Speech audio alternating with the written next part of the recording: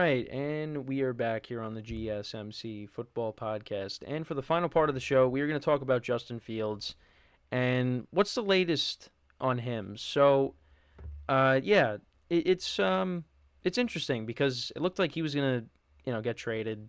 You know, like it should have happened already. You felt like it was building up to that, and then it was going to happen, but a lot of things have happened. You had Russell Wilson going to the Steelers. That was a potential suitor. Then you had Kirk Cousins going to the Falcons. That looked like that was the most likely thing to happen.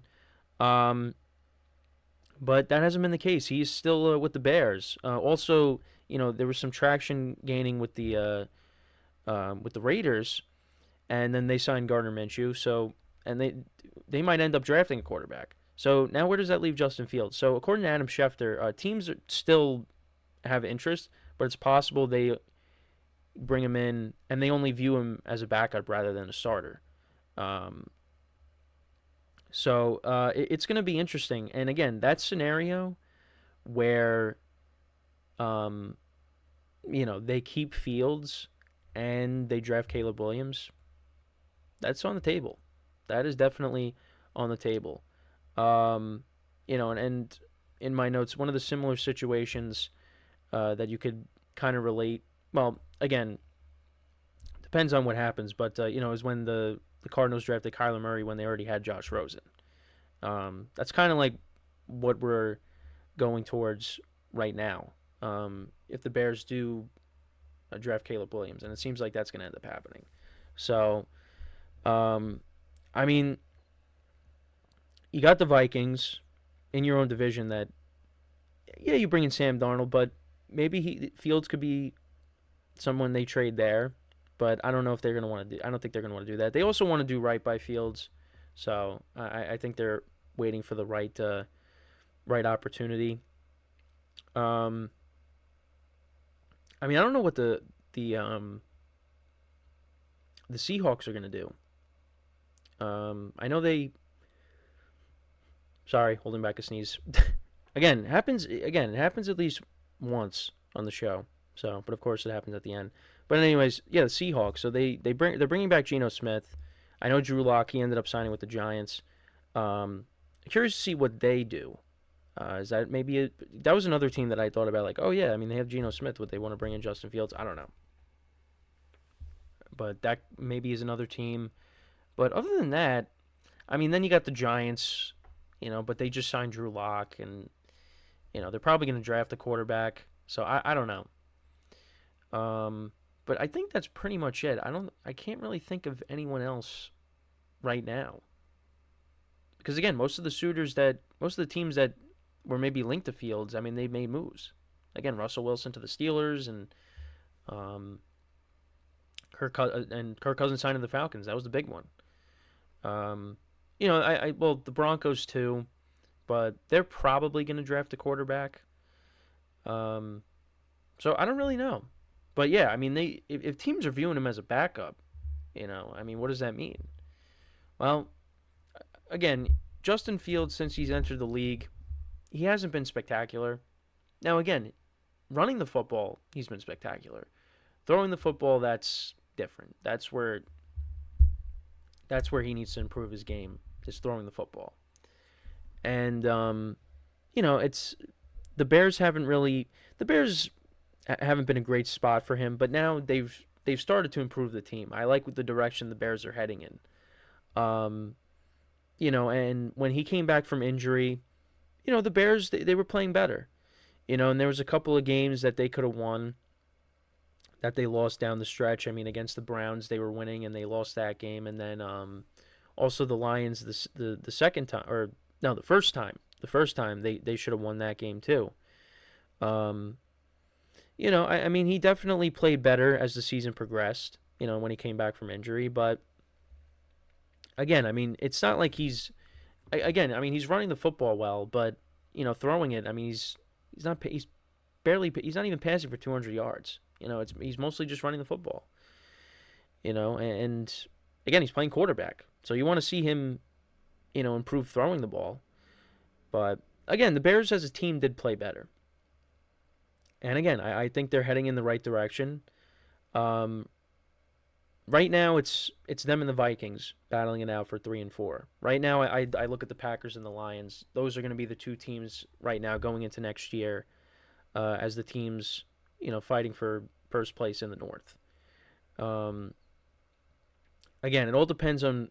I mean, we'll see what the Bears end up doing, with Fields, and I mean, if they draft Caleb Williams, that's probably what's going to happen. But again, where does that leave Fields? I mean, are you going to have if Fields is still on the team? Are you going to have them battle it out in training camp to see who gets the starting job? It's a weird situation. But right now, yeah, I'd probably say it's right now between the Packers and the Lions.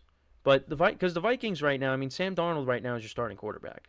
And again, I think Sam Darnold could step in and, with all the weapons that he has and the Vikings making the improvements on defense, again, the Vikings have a good roster, but I mean, I'm not expecting Sam Darnold to beat out, Jared Goff and Jordan Love and their teams for the division.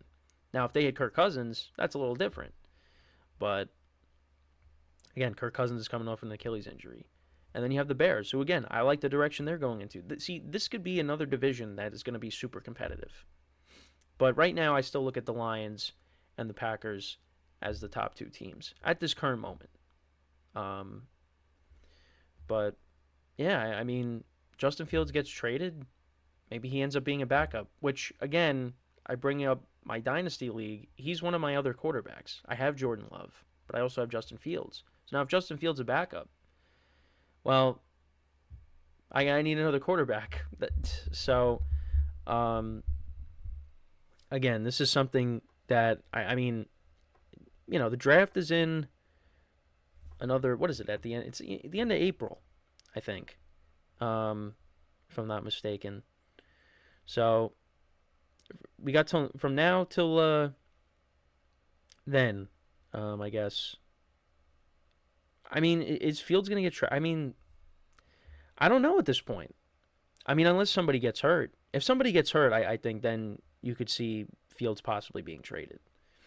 But, I mean, if there's really no suitors for him right now, and the only ones that are really, interested in bringing him in is to bring him in as a backup. So I don't know. Would the Bears do that? Yeah, so it's at the end. So the NFL draft is between April 25th and the 27th. Okay. Yeah, so we got a while. Well, I say that now, but it's going to be here before we know it. So, but yeah, I mean, this is again something to keep an eye on because at one point we had, there were some potential suitors. The Falcons, was really the major player, and it seemed like it was going to go in that direction. And then they go and sign Kirk Cousins to that contract. And again, older quarterback coming off an Achilles injury. So yeah, that was the major player for Fields. But yeah, I don't know. We'll see. But teams only view him as backup or want to bring him in as backup possibly. So again, this is something that will continue. I mean, again, of course, something could happen where, I go off the air and, he ends up getting traded. Because I know when Derrick Henry got signed, and that was when I was all wrapped up for the day, I was like, man, I wish I was still on for that. But we devoted a segment for him. So, but yeah, I mean, I don't know when a deal is going to be made, but again, that scenario, which hopefully wasn't going to be possible, could become very possible. And that's having Caleb Williams and Justin Fields together. But who knows? I mean, I don't really. I mean, the Raiders. I mean, Gardner Minshew's not really looked at as the long-term answer. I mean, he's going to be a backup quarterback. I mean, he might be a bridge where they draft one and you have him sit behind Minshew. They could do that. But Minshew wasn't brought in to be the long-term starter. I mean, we know this, but maybe they trade for Fields. That's possible. You know, and I don't think that'd be a bad spot for him. You know, I mean, to go along with Devontae Adams and Jacoby Myers and the young players that they have, and they're obviously trying to improve the defense as well. They added Christian Wilkins to go along with Max Crosby, and the defense was playing better, when Antonio Pierce took over. So I mean, that wouldn't be a bad spot for him. But you got to look at the division they're playing in, because then you're playing against the Chiefs twice. You're playing against the Chargers with Harbaugh and Herbert, and then you got the Broncos, and we'll see what they end up doing. So I think like in terms of like who he be playing with, that's a good situation. But the division, yeah, it would be tough. That'd be a tough spot. But the division he's in right now is going to be tough. Um, you know, so I don't know, but yeah, the NFC North is that's another division. Both North divisions are very going to be very competitive. I still think, I mean, like I said before, the AFC North is probably the most competitive, probably the toughest division. But you look at right, I said the AFC North, the NFC North, yeah, that's going to be a tough division too. Because again, I like the Vikings roster a lot. It's just right now, quarterback's an issue because you have Sam Darnold playing quarterback, and it's Jared Goff and Jordan Love right now. That's right now it's their division. It's those two guys. But we'll see. We'll see. But yeah, I mean that's pretty much it for the show for today. Again, more moves are going to be made, and once they happen, of course, I'll touch upon them. But it's gotten off to a crazy start. I think I touched upon mostly everything. I think I did mention Mike Gesicki going to the Bengals. I did talk about that. I thought it was funny how they were posting, there were tweets. They were going back and forth, him and Jamar Chase on the Gritty celebration. I thought that was funny. Actually, also, yeah, the Dolphins, they signed Shaquille Barrett to a 1-year deal. I think I might have mentioned that. I might have not. But yeah, he agreed to a 1-year contract worth up to a max of $9 million. So they bring him over. So that's another defensive piece that they added after letting go a lot of guys. So yeah, they had Barrett and Jordan Poyer. Anything else that I missed? I think I pretty much... Yeah. No, I think I pretty much talked about all the signings. Mostly all of them. Oh, yeah, well, the 49ers actually, today, they signed Eric Kendricks to a 1-year contract. To add to their linebacking core. And actually, well, this has the reason for that is because of Dre Greenlaw and him tearing his Achilles in the Super Bowl. And at least on the post that I'm looking at, it says he won't be ready for week 1. So, yeah, that's obviously it's going to be hard to replace Dre Greenlaw. I mean, him and Fred Warner are a great combination. One of the best linebacking cores in the NFL. So, we'll but yeah, that's pretty much it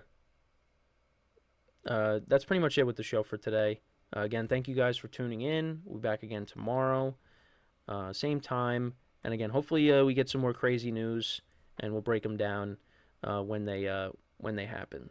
So, but yeah, that's pretty much it for me. From me. It for me. I don't even know what I'm saying. That is pretty much it from me for today. That's what I was trying to say. So, yeah, so with that, I'm Kenneth Grunfelder, signing off from the GSMC Football Podcast, brought to you by the GSMC Sports Network. Have a good day, and I will see you guys tomorrow. Take care.